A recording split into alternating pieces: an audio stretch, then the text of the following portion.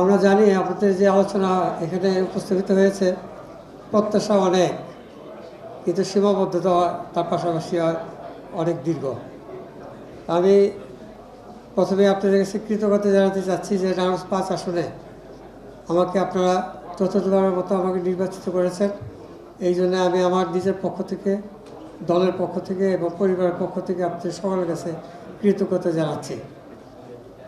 আজকে যে সমস্যাটি বিষয়ে এখানে আলোচনা হয়েছে, এগুলো আমরা সকলেই ভুক্তভোগী, কম বেশি সকলেই আমরা এটা জানি। আমি শুধু এই স্বল্প সময়ে একটি কথাই বলবো আপনাদের কাছে, যে রমজানের পরে আমাকে 2টি মাস আমাকে সময় দেবেন আপনারা। ইনশাল্লাহ আপনাদের এই চাহিদা পূরণের জন্য করণীয় কার্যটুকু আমাকে সম্পাদন করার জন্য সহযোগিতা করবেন। আর একটি বিষয় হলো যে এখানে একটা দাবি আসছে সভাপতি মহোদয়, এই সংগঠনের একটি স্থায়ী অফিস করার জন্যে স্থায়ী একটি ভূমির প্রয়োজন।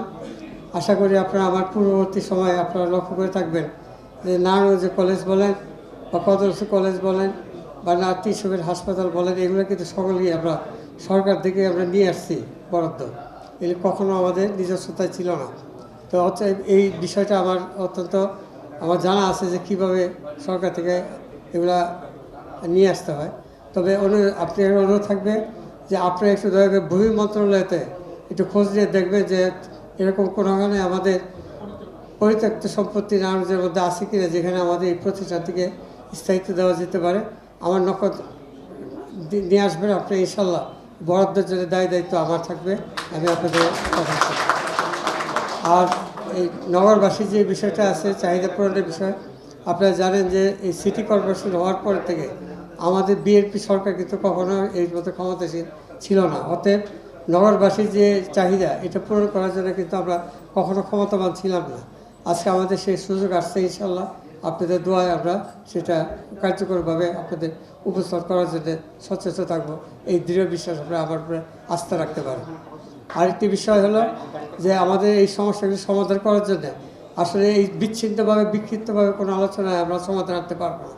এটা আসলে একটা টাউন প্ল্যানিংয়ের দরকার আছে। আমাদের নগর পরিকল্পনার জন্য আমাদের একটি প্রতিষ্ঠান করা দরকার, যেটা শহীদ রাষ্ট্রপতি জিয়াউর রহমান সাহেব একসময় করেছিলেন। টাউন ডেভেলপমেন্ট কমিটি একটু করেছিলেন, যার মাধ্যমে terminal, bus terminal, central terminal, Zia হল ইত্যাদি তখন প্রতিষ্ঠা লাভ করেছিল। আমি আমার ধারণা মতো আমি ইতিমধ্যে জানতে সক্ষম হয়েছি যে একটি প্ল্যানিং স্তর অবস্থায় চলে আসছে নারায়ণগঞ্জটায়।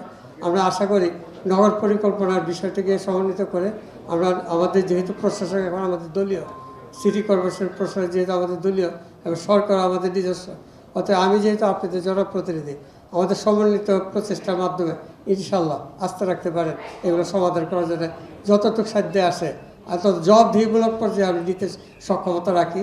এটা আমার আস্থা নিজের উপরে আছে।